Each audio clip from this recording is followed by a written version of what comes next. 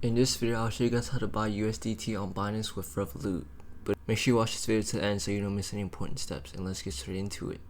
First, open your Binance app and log in. From the home page, tap P2P under the trade section. Next, switch to the buy tab and choose USDT as a crypto. Tap the filter icon and set the payment method to Revolut. Also, select your currency, usually pounds or euros, depending on your Revolut seller. Now, browse the list of sellers. Pick one with a high completion rate, good reviews, and within your price range. Tap buy, enter the amount you want in your currency, and hit buy with 0 fee. You'll get the seller's Revolut details, then copy the username or phone number and open the Revolut app.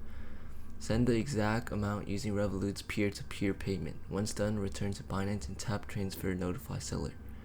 The seller will confirm the payment and release your USDT into your funding wallet.